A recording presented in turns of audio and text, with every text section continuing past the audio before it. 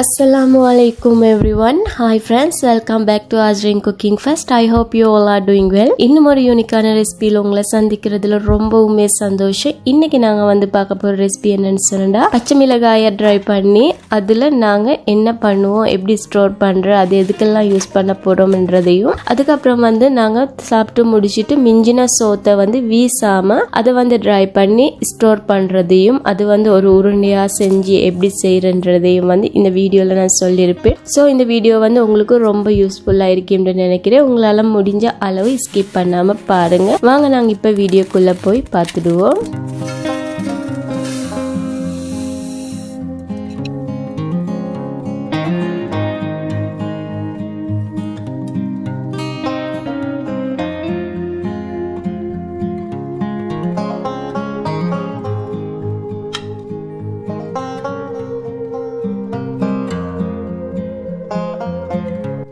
First வந்து நாங்கள் பச்சை மிளகாயில் எப்படி என்ன செய்ய போகிறோம்ன்றதை பார்த்துடுவோம். ஸோ நான் அதுக்கு வந்து red colour chilli and green colour chilli எடுத்துக்கிறேன். இதுக்கு வந்து எங்களுக்கு எந்த கலர் சில்லி கிடைக்குதோ அதை வச்சு எங்களுக்கு செஞ்சுக்க இயலும். ஒரு சில பேருக்கு வந்து கன்ஃபியூஸ்ட் இருக்கும், க்ரீன் கலர் சில்லி மட்டும்தான் இருக்குது, அதனால் செய்ய இயலுமா, அதை வச்சு செய்ய இயலுமான்னு. ஸோ அது மட்டும் இல்லாமல் ரெட் கலர் சில்லியை கூட யூஸ் பண்ணி எங்களுக்கு செய்ய இயலும் என்றதுக்காகத்தான் நான் இந்த 2 கலர் சில்லியை நான் இன்னைக்கு யூஸ் பண்ணி செய்ய போகிறேன். அதுக்கு வந்து 2 ஃபர்ஸ்ட் வந்து மிக்ஸ் பண்ணிட்டு நல்லா வாஷ் பண்ணி எடுத்துக்கொள்ள போறேன்.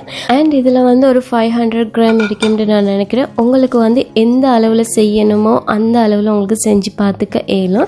ஒரு தடவை ட்ரை பண்ணேன்னு சொன்னாக்கா கட்டாயம் உங்களுக்கு மறுபடியும் சரி வரும். பிகினர்ஸ்க்கு கூட இது ரொம்பவும் ஈஸியான ஒரு ரெசிபி தான். ஸோ கண்டிப்பா நீங்க ட்ரை பண்ணணும்ன்றதுக்காகத்தான் நான் இந்த ரெசிபியை எடுத்துட்டு வந்திருக்கிறேன். அது மட்டும் இல்லாம உங்களுக்கு ஒரு 50 கிராம்ல ட்ரை பண்ணி பார்க்கணுமா, உங்களுக்கு இந்த டேஸ்ட் செட் ஆகுமா அப்படின்னு நினைச்சிருந்தா கூட உங்களுக்கு அந்த அளவில் கூட உங்களுக்கு செஞ்சு பார்க்க இயலும். இப்போ நான் வந்து இது எல்லாம் வாஷ் பண்ணி எடுத்து முடிச்சிட்டேன்.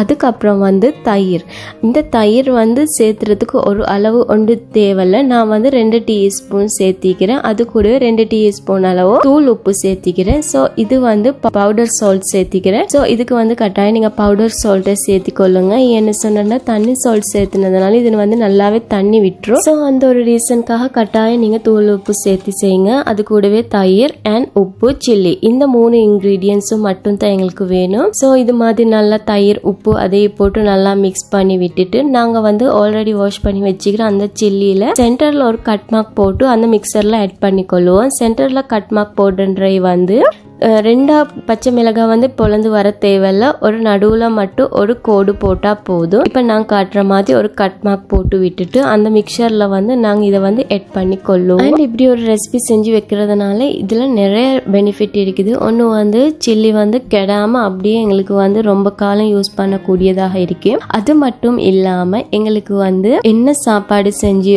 ஒரு தேங்காய் சாம்பல் அண்ட் சோறு செஞ்சால் கூட இதை வந்து கொஞ்சமாக ஃப்ரை பண்ணி எடுத்தால் கூட அந்த சாப்பாடு ரொம்பவுமே டேஸ்டாக கொடுக்கும். அதோட இது எப்படி நாங்கள் ஸ்டோர் பண்ணுறேன்னு பார்த்தீங்கன்னு சொன்னால் வெளியில் வச்சு யூஸ் பண்ணுறதா இருந்துன்னு சொன்னால் ஒரு 3 மந்த் வரைக்கும் எங்களுக்கு வெளியில் வைக்க இயலும். அப்படி இல்லாமல் ரெஃப்ரிஜரேட்டரில் ஸ்டோர் பண்ணுறதா இருந்துன்னு சொன்னால் கிட்டத்தட்ட ஒரு 1 இயருக்கு வரைக்கும் வைக்க இயலும். அதுக்கப்புறம் நல்லா மிக்ஸ் பண்ணி விட்டுட்டு நான் வந்து ஒரு ஸ்டீலர் ஒரு பவுலில் சேஞ்ச் பண்ணி கொள்கிறேன். ஏன்னு சொன்னா இது பிளாஸ்டிக் ஒரு பாக்ஸில் ட்ரான்ஸ்ஃபர் பண்ணினோம்னு சொன்னா அது வந்து எங்களுக்கு வந்து அவ்வளோ ஒரு சப்போர்ட் கொடுக்காது. அதனால கட்டாயம் ஸ்டீலர் இல்லைன்னு சொன்னால் ஒரு மண்பானை இது மாதிரி ஒரு இதில் ட்ரான்ஸ்ஃபர் பண்ணி வைங்க. பண்ணி விட்டுட்டு இப்போ பாருங்க நான் மிக்ஸ் பண்ணது நல்லாவே அதில் வந்து ஸ்ப்ரெட் ஆகிடுச்சு. இப்போ இதை வந்து நான் ரெஃப்ரிஜரேட்டரில் வைக்கிறேன். ஒரு 1 டே 24 ஹவர்ஸ் வச்சா போதும். நெக்ஸ்ட் டே வந்து நான் இதை எடுக்கிறேன்.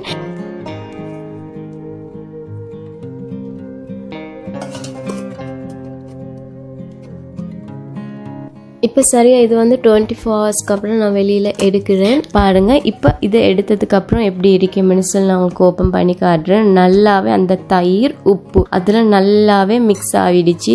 இப்போ இதை வந்து நாங்கள் என்ன பண்ண போகிறோம்னு சொன்னா வெயிலில் காய போட போகிறோம். அதோட இன்னும் ஒரு முக்கியமான விஷயம் என்னன்னு சொன்னா இந்த ரெசிபி நீங்கள் ட்ரை பண்ணும் போது கட்டாயம் வெயில் அடிக்கிற ஒரு நாள் பார்த்து செய்யுங்க. ஏன்னு சொன்னா வெயில் இல்லாத ஒரு நாள் பார்த்து செஞ்சீங்கன்னு சொன்னா இது வந்து அப்படியே ரெஃப்ரிஜரேட்டர் ரெஃப்ரிஜரேட்டர்ல ஒரு 2-3 டேஸ் வரைக்கும் அப்படியே நீங்க வச்சு வைக்க வரும். அதனால வெயில் ஈக்கிற நாள் பார்த்து செய்யுங்க. எனக்கு வந்து கொஞ்சம் சவாலா மாறிடுச்சு. ஏன்னு சொன்னா கேண்டில வந்து ஒரு நாள் வெயில் அடிச்சா மத்த நாள் வந்து மழை பெய்யற மாதிரி இருக்கு. சோ எனக்கு வந்து இதை வந்து காய்ச்சி ட்ரை பண்ணி எடுக்கிறதுக்கு மட்டும் ஒரு 3-4 டேஸ் மட்டும் ஆவிடுச்சு. அது கூடவே நான் உங்களுக்கு ஆரம்பத்துல சொன்ன மாதிரி இன்னும் ஒரு ரெசிபி கொண்டு வந்திருக்கிறேன்னு சொன்னேன். அது வந்து நாங்க சாப்பிட்டு முடிச்சிட்டு மிஞ்சின சோறு வந்து அதை வந்து டஸ்ட்பின்ல போடாமக்கி நாங்க வந்து அதுலயும் ஒரு ரெசிபி செய்வோம்னு சொல்லி அத இன்னைக்கு வந்து ஒரு பிளேட்ல நான் பரத்தி விட்டுட்டு அதையும் நான் ட்ரை பண்ணி எடுக்க போறேன். இப்ப இது ரெண்டையும் எடுத்துட்டு நான் மொட்டை மாடிக்கு போறேன். நல்லா காய வச்சு எடுப்போம்னு சொல்லி சின்ன வயசுல வந்து இப்படி சோத்து உருண்டை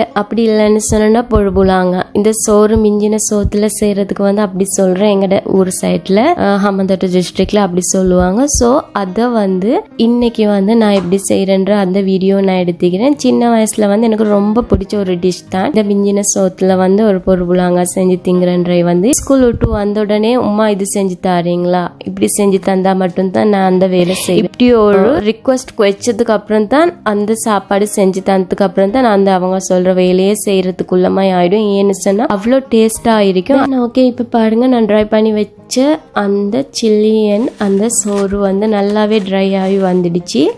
இப்போ இது மாதிரி ஒரு கன்சிஸ்டன்சியில் இருக்கணும். நல்லாவே அந்த கைக்கு ஒட்டாமைக்கு நல்லா முழுகின கிறிஸ்பியான ஒரு தன்மையில் இருக்கணும். இப்போ இது வந்து எனக்கு சரியா ஒரு 3-4 டேஸ் ஆகிடுச்சு இதை ட்ரை பண்ணி எடுக்கிறதுக்கு. இப்போ நான் இதை வந்து ஒரு ஸ்டோரேஜ் பாக்ஸ் ஒன்றில் வந்து போட்டு வைக்க போறேன். அண்ட் நான் இது ஆல்ரெடி சொன்ன மாதிரி வெளியில வைக்கிறதா இருந்தேன்னு சொன்னா ஒரு 3 months, ரெஃப்ரிஜரேட்டர்ல வைக்கிறதா இருந்தேன்னு சொன்னா ஒரு 1 year வரைக்கும் எங்களுக்கு வைக்க இயலும். ஆனா 1 year ஒரு 3 month வைக்க கிடைக்காது. இப்படி செஞ்சோம்னு சொன்னா ஒரு 2-3 வீக்லயே எங்களுக்கு எல்லாம் ஃபினிஷ் ஆயிடும். அவ்வளோ டேஸ்ட் ஆயிருக்கு. இப்போ அதை எப்படி நாங்க ரெடி பண்றேன், அதை எப்படி நாங்க ப்ரிப்பேர் பண்றேன்றதை நான் உங்களுக்கு காட்டுறேன். அதுக்கு வந்து மீடியம் ஃப்ளேம்ல வந்து ஒரு பேன்ல கொஞ்சமா ஆயில் சேர்த்துனா போதும். ரொம்ப எல்லாம் ஆயில் சேர்த்து தேவையில்ல. இது மாதிரி கொஞ்சமா ஆயில் சேர்த்து விட்டுட்டு மீடியமா ஹீட் ஆக விட்டுருங்க. ஒரு குறைஞ்ச அளவு சூடு வந்ததுக்கு அப்புறம் இது மாதிரி ஒரு சில்லி எடுத்து அதுல போட்டு பாருங்க.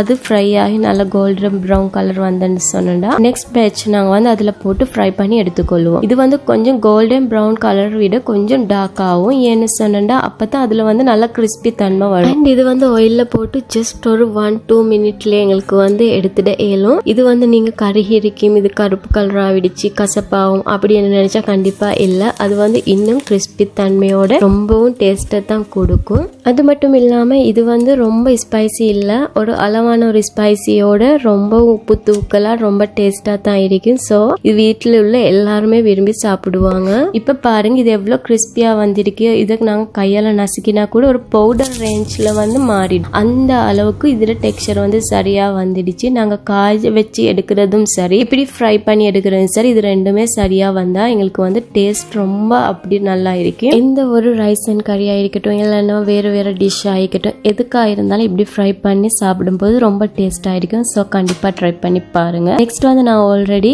அந்த காய வச்ச சோறை வந்து எப்படி அது உருண்டியா மாத்துறன்றதை வந்து பார்த்துடுவோம். இதுக்கு வந்து ஸ்டவ் ஆன் பண்ணி ஒரு தாச்சி ஃப்ரை பண்ற ஒரு பேன் எடுத்துக்கோங்க. என்கிட்ட அது இல்லாததுனால இப்படி ஒரு சட்டி நான் எடுத்துக்கொண்டிருக்கிறேன். ஸோ இத மாதிரி ஒரு பேன் வச்சு இதை வந்து தண்ணி இல்லாம நல்லா அதை வந்து சூடு பண்ணிக்கோங்க. அது நல்லா ட்ரை ஆனதுக்கு அப்புறம் நாங்க ஆல்ரெடி காய வச்சுக்கிற அந்த சோத்தை வந்து இதுல போட்டு நல்லாவே வறுத்து எடுத்துடுவோம். இதுல வறுக்கிற கன்சிஸ்டன்சி எப்படின்னு பாத்தீங்கன்னு சொன்னா கோல்டன் ப்ரௌன் கலரை விட கொஞ்சம் டார்க்கா இருந்தா மட்டும் போதும். நாங்க அது நல்லா கோல்டன் ப்ரௌன் கலர் விட கொஞ்சம் டார்க் ஆகி வந்ததுக்கு அப்புறம் ஸ்டவ் ஆஃப் பண்றதுக்கு ஒரு 5 மினிட்ஸ்க்கு முன்னாடி ஒரு 10-12 வரைக்கும் ஏலம் சேர்த்துக்கொள்வோம். அது கூடவே கொஞ்சமா பெப்பர் சீட் அதையும் சேர்த்து நல்லா மிக்ஸ் பண்ணி விட்டுட்டு ஒரு 5 மினிட்ஸ்க்கு அப்புறம் வந்து நாங்க ஸ்டவ் ஆஃப் பண்ணிடுவோம். இதுக்கு சரியா ரொம்ப டைம் எடுக்காது. சரியா பாத்தீங்கன்னு சொன்னாக்க ஒரு 15-20 மினிட்ஸ் வரைக்கும் போகும் ஸ்டவ்ல நாங்க நல்லா வறுத்து எடுக்கிறதுக்கு. அதுக்கப்புறம் வந்து அந்த பேன்ல இருந்து ஒரு பிளேட்க்கு டிரான்ஸ்ஃபர் பண்ணிக்கொள்வோம். ஏன்னு சொன்னா அந்த பேன்லயே வச்சுன்னு சொன்னா கறி போயிட்டு அந்த ஹீட்க்கு, அதனால ஒரு பிளேட்க்கு சேஞ்ச் பண்ணதுக்கு அப்புறம் அது நல்லாவே ஆறி வந்ததுக்கு அப்புறம் நல்லா பிளெண்ட் பண்ணி எடுத்துக்கொள்வோம் ஒரு பவுடர் கன்சிஸ்டன்சில. அதோட இது வந்து 80-90 கிட்ஸ்க்கு வந்து ரொம்பவுமே பிடிச்ச ஒரு டிஷ்ஷா தான் இருந்துச்சு. ரொம்ப மெமரிஸ் கொடுத்திருக்கும் இந்த ஒரு சாப்பாடு. அவ்வளோ விரும்பி சாப்பிட்டு இருப்பாங்க. ஸோ நீங்களும் கண்டிப்பா ட்ரை பண்ணி பாருங்க. அது மட்டும் இல்லாம நீங்க இப்படி ட்ரை பண்ணினதுக்கு அப்புறம் வந்து உங்களுக்கு கல்ஃப்ல அப்ராட்ல இருக்கக்கூடியவங்களுக்கு நீங்க அனுப்பினா கூட அவங்களுக்கு ரொம்ப வர்த் ஆயிருக்கும். ரொம்ப ருசிச்சு சாப்பிடுவாங்க.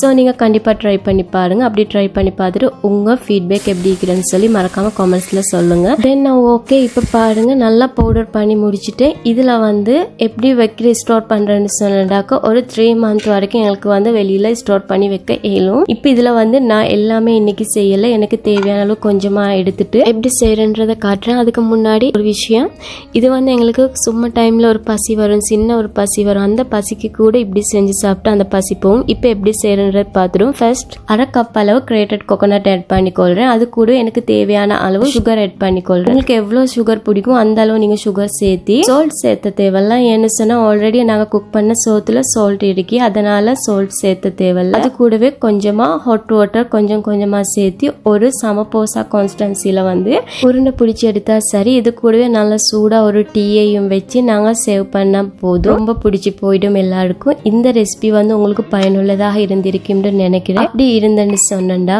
கட்டாயம் நீங்க லைக் பண்ணுங்க, ஷேர் பண்ணுங்க. யாரெல்லாம் ஃபர்ஸ்ட் டைம் பாக்குறீங்களோ மறக்காம சப்ஸ்கிரைப் பண்ணுங்க. இது மாதிரி இன்னும் ஒரு யூனிக்கான வீடியோல உங்களை சந்திக்கும் வரை until then take care, bye bye.